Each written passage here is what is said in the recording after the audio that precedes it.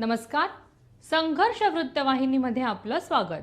घेऊया ठाणे आणि आसपासच्या परिसरामधील घडणाऱ्या महत्त्वाच्या घडामोडींचा आढावा. ठाण्यातील रिक्षा चालकाचा पर्यावरण जनजागृतीसाठी निर्धार. प्रवाशांसाठी केल्या मोफत सेवा उपलब्ध. वृक्षावल्ली आम्हा सोयरे वनचरे. पाणी अडवा पाणी जिरवा. झाडे लावा झाडे जगवा. कापडी पिशव्यांचा वापर करा. पर्यावरणाचा ऱ्हास करू नका असे विविध संदेश देत ठाण्यातील रिक्षा चालक संजय वरणकर यांनी पर्यावरण जागृतीचा निर्धार केला आहे. आपलं शहर स्वच्छ आणि सुंदर राहावं यासाठी रिक्षा चालकाने स्वखर्चातून आपली रिक्षा सजवली आहे. गेल्या 28 वर्षापासून रिक्षा चालवत असलेल्या रिक्षा चालकाने 6 वर्षापासून पर्यावरण वाचवण्याचा ठाणेकरांना संदेश दिला आहे. संजय वरणकर यांनी आपल्या रिक्षाच्या आत चांद्रयान, पाणी वाचवा, शिक्षण अनमोल आहे, चला सर्वजण शाळेत जाऊया, व्यसनमुक्ती, कचरा कुंडीतच कचरा टाकावा, प्राणी वाचवा, ओला सुखा कचरा वेगळा करा, नेत्रदान आणि रक्तदान करा असे विविध देखावे मांडले आहेत. या देखाव्यांची माहिती प्रवाशांना देण्यासाठी त्यांनी रिक्षामध्ये आपल्या मुलीच्या आवाजात रेकॉर्ड केलेली 4 मिनिटांची एक ऑडिओ क्लिप देखील लावली आहे. थकलेल्यांसाठी थंड पाणी, पान, सिगारेट, तंबाखू आणि गुटख्यासारख्या व्यसनांपासून दूर राहण्यासाठी बडीशेप, डाळ, लहान मुलांसाठी चॉकलेटं, कापडी पिशव्या, पुस्तकं, घड्याळ, कॅलेंडर, प्रथमोपचार पेटी, कचऱ्याचा डस्टबिन अशा सगळ्या गोष्टी रिक्षात प्रवाशांना सोयीसाठी ठेवल्या आहेत. संजय वरणकर हे मध्यमवर्गीय असून त्यांनी आपल्या रिक्षात येणाऱ्या प्रत्येक प्रवाशासाठी सोयीसुविधा मोफत ठेवल्या आहेत. त्याचा खर्च भागवण्यासाठी ते जास्त वेळ रिक्षा चालवतात आणि त्यातून मिळणाऱ्या उत्पन्नातून प्रवाशांना सुविधा उपलब्ध करून देतात. त्याचबरोबर गरजू, कॅन्सर पीडित, डायलिसिस किंवा अन्य आजारांनी पीडित व्यक्तींसाठी संजय हे घरपोच सेवा देतात. त्यासाठी ते आपल्या मीटरपेक्षा कमी पैसे आकारतात.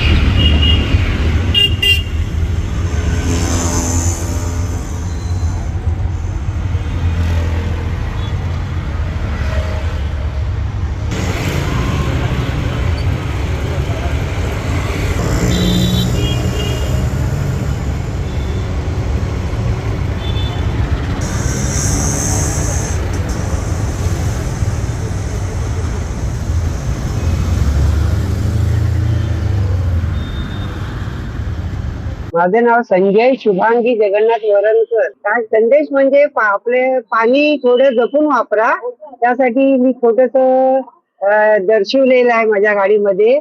झाडे लावा झाडे जगवा ती वाढवा, त्यासाठी मी थोडं झाडे वगैरे गाडीत लावलेली आहे. त्यापासून आपल्याला ऑक्सिजन मिळतो. परत मी शिक्षणाबद्दल थोडस दिलेलं आहे की शिक्षण हे फार मोलाचं आहे, तुम्ही शिकायलाच पाहिजे. दुसरं, मी व्यसनमुक्तीसाठी संदेश देतो, म्हणजे तुम्ही तंबाखू, सिगरेट, गुटखा वगैरे खाऊ नका. त्यासाठी मी गाडीमध्ये मी सगळं धनाडा, सोप, चॉकलेट वगैरे ठेवलेत. हे तुम्ही ठीक, आपण तंबाखू वगैरे खाऊ नका. पुन्हा ओला कचरा वेगळा ठेवा, सुका कचरा वेगळा ठेवा. त्यासाठी छोटस मी आपले शहर स्वच्छ ठेवायला हवं, त्यासाठी हे छोटीशी माझं हे काम चाललेलं आहे. सर्व नागरिकांना आवाहन करण्यात येत आहे की सध्या डासांमार्फत पसरणाऱ्या डेंग्यू या आजाराचा प्रसार रोखण्यासाठी प्रत्येकाने पुढीलप्रमाणे कार्यवाही करावी. डेंग्यू आजार एडिस इजिप्ती हा डास चावल्याने होतो. या डासांची पैदास साचलेल्या किंवा साचवलेल्या स्वच्छ पाण्यामध्ये होते. 8 दिवसांपेक्षा जास्त दिवस पाणी उघडे व साचून राहिल्यास त्यात डास अंडी घालतात. अंड्यांच्या अळ्या तयार होऊन पुढे डास तयार होतात. यासाठी आपल्या घरातील पाणी साठे, उदाहरणार्थ बॅरल्स, पिंपे, टाक्या, हौद, रांजणे इत्यादी दर आठवड्याला रिकामे करून घासून पुसून कोरडे करून पुन्हा भरावे. 1 दिवस कोरडा दिवस म्हणून पाळावा. पाणी साठ्यांना घट्ट झाकणे बसवावीत किंवा जुनी साडी, चादर, धोतर यांनी बांधून झाकून ठेवावीत, म्हणजे डास त्यात जाऊन अंडी घालणार नाहीत. घराच्या गच्चीवर, आजूबाजूला, अंगणात कोठेही पाणी साचू देऊ नये. भंगार सामान उघड्यावर टाकू नये. उदाहरणार्थ टायर्स, प्लास्टिक सामान, कुंड्या, टाकाऊ वस्तू इत्यादी. अशा सामानात पावसाचे पाणी साठून त्यात डेंग्यूच्या डासांची पैदास होते. घरातील कूलर्स, फ्रीजच्या पाठीमागील ट्रे हे देखील वेळोवेळी कोरडे करावेत. लक्षात ठेवा, नुसत्या फवारणीने डास घनता कमी होत नाही, तर त्यासाठी डास पैदास ठिकाणे नष्ट करणे ही आपल्या सर्वांची जबाबदारी आहे. कोणताही ताप अंगावर न काढता जवळच्या शासकीय रुग्णालयात मोफत औषधोपचार घ्या. अशा प्रकारे नागरिकांनी सहकार्य केल्यास डेंग्यूचा प्रसार रोखणे सहज शक्य आहे.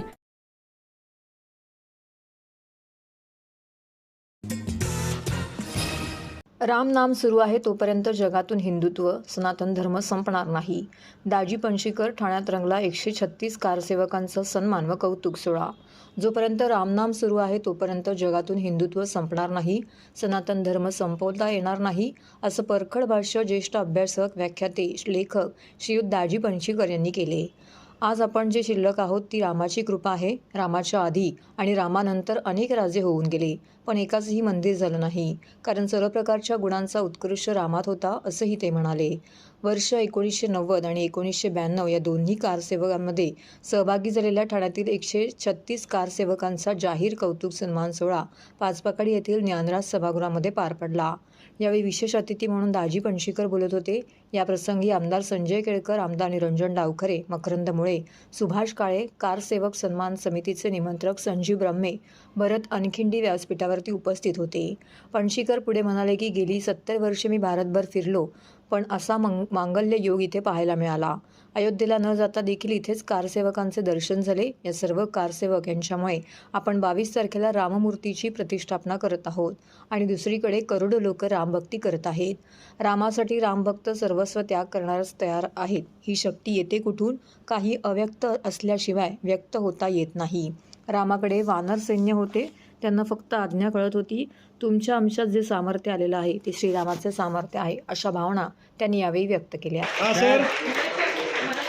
जय श्रीराम, जय श्रीराम, जय जय श्रीराम, जय श्रीराम. ज्येष्ठ कारसेवक एक मिनिट ते घ्या ना, याला बाकी कारसेवकांचे जय श्रीराम, जय श्रीराम. ओके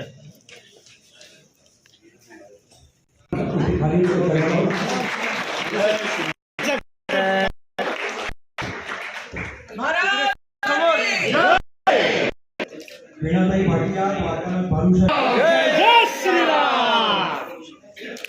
समोर बघा प्लीज. सर सर समोर सर. देवर यांच्या आहेत नाही जी. जय श्रीराम, जय जय श्रीराम.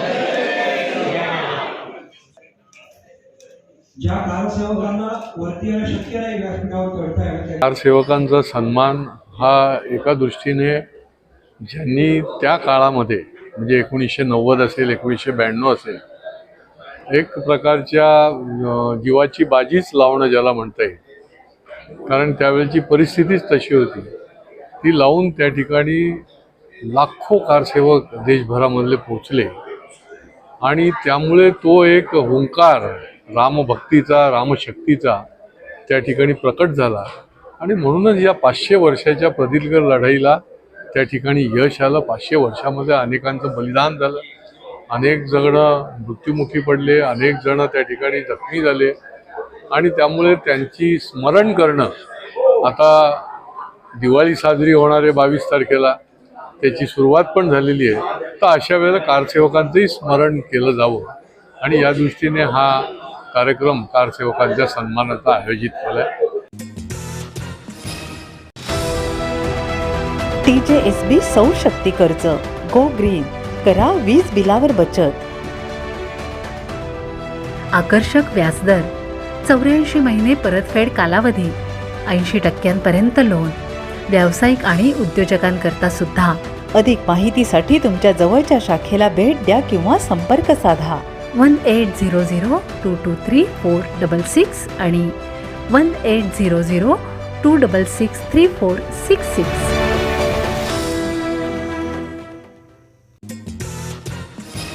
जिल्हा परिषद ठाणे अंतर्गत अधिकारी व कर्मचारी यांच्या कलागुणांना वाव देण्यासाठी सांस्कृतिक व क्रीडा महोत्सवाचं आयोजन करण्यात आलं होतं. यावर्षी 17 जानेवारी 2024 रोजी कलाविष्कार 2024 सांस्कृतिक कार्यक्रम राम गणेश गडकरी रंगायतन तलावपाली ठाणे पश्चिम येथे संपन्न झाले. कार्यक्रमाचं उद्घाटन मुख्य कार्यकारी अधिकारी तथा प्रशासक मनोज जिंदल यांच्या हस्ते झालं. आपल्या सांस्कृतिक कार्यक्रमांचा मनमुराद आनंद घ्या. दरवर्षी नवीन वर्षात संकल्प करून दररोज नव्याने सुरुवात करा. सर्व चांगल्या सवयींचा अंगीकार करा. उत्तम आरोग्य आणि आनंदासाठी कार्यशील व प्रयत्नशील रहा, असे मार्गदर्शन मुख्य कार्यकारी अधिकारी मनोज जिंदल यांनी केले.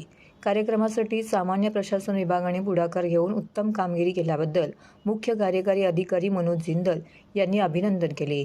कार्यक्रमाची सुरुवात दीपप्रज्वलन करून छत्रपती शिवाजी महाराज यांच्या प्रतिमेचं पूजन करण्यात आलं. यावेळी अतिरिक्त मुख्य कार्यकारी अधिकारी डॉक्टर रुपाली सातपुते, प्रकल्प संचालक छायादेवी सिसोदे, उपमुख्य कार्यकारी अधिकारी सामान्य प्रशासन विभाग अविनाश फडतरे, उपमुख्य कार्यकारी अधिकारी ग्रामपंचायत विभाग प्रमोद काळे यांसह इतर अधिकारी व कर्मचारी उपस्थित होते. दररोजच्या कामातून अधिकारी व कर्मचारी यांच्या कलागुणांना वाव देण्यासाठी सांस्कृतिक कार्यक्रमांचं आयोजन करण्यात आलं होतं.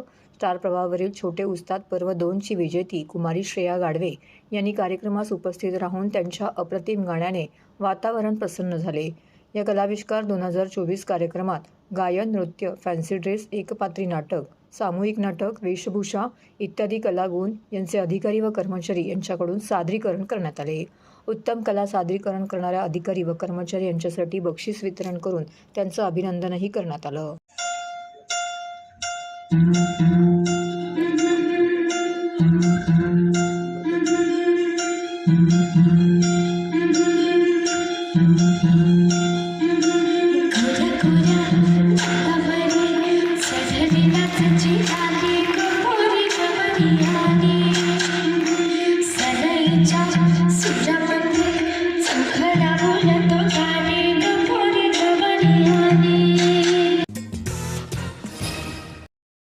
ठाणेकर मालमत्ता करदात्यांसाठी करातील व्याज माफी अभय योजना 31 डिसेंबर 2023 पर्यंत मालमत्ता करावरील 100% व्याज माफ.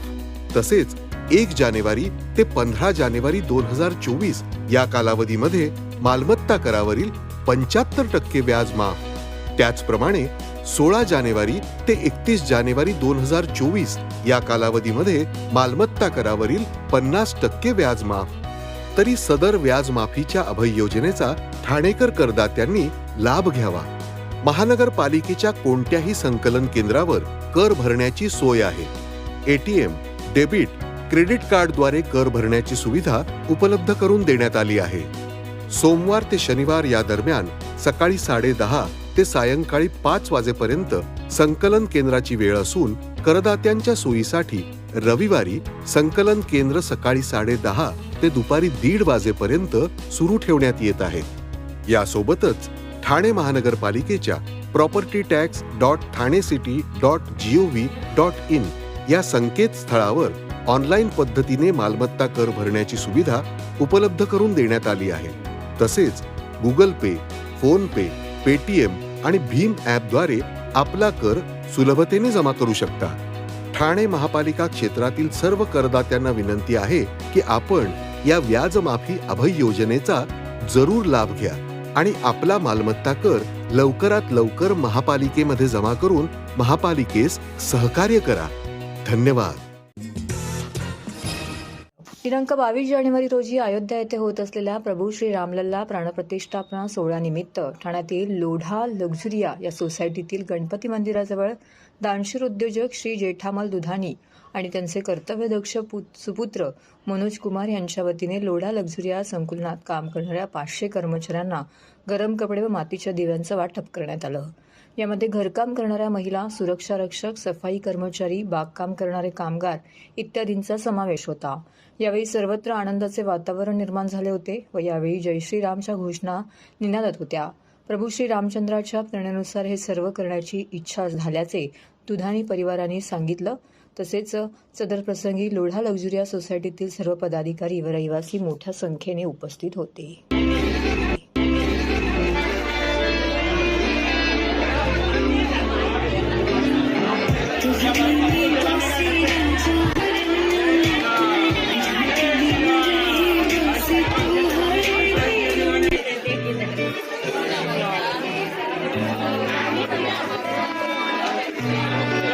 मनोज दुधानी लोडा लग्जरिया। ये राम जी 22 तारीख अपने घर आ रहे हैं 500 साल बाद। इस खुशी में नए कपड़े और 2 दिए सबको दिए गए हैं भाइयों को, और 22 तारीख को सब अपनी खुशियां मनावे, ये शुभकामनाएं हैं। मैं सावंत पाटिल कुछ कहना चाहता हूँ।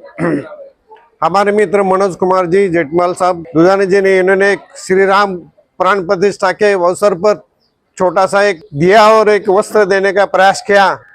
उनको मैं शुभ चिंतक हूँ, और ये ऐसा ही हमारे कॉम्प्लेक्स में लोढा लग्जरी में सब लोग मिलके जो काम कर रहे हैं उसके लिए भी सबका साथ होना जरूरी है, ये मैं आशा करता हूँ। मैं अजय चाचान, और ये राम राज्याभिषेक की खुशी में और श्री जेठमल जी दुधानी और मनोज दुधानी के परिवार ने ये निःशुल्क वितरण किया है विंटर्स के सीजन कपड़े, और साथ में 2 दीपक भी उन्होंने उपहार में दिया है, ताकि उस दिन राम राज्य के दिन सब कोई अपने अपने घर में प्रज्वलित करें।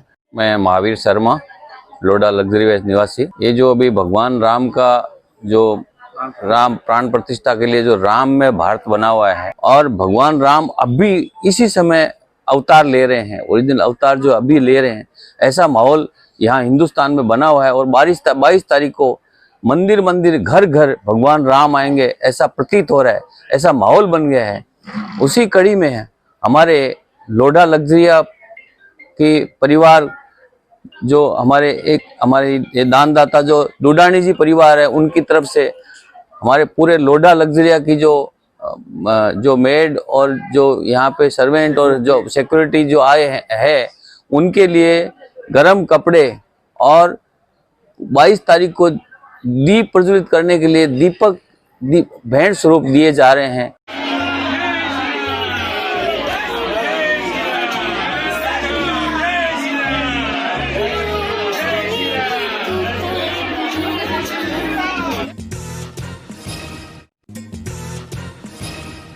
तर हे होतं संघर्ष वृत्तवाहिनीचं आजचं बातमीपत्र।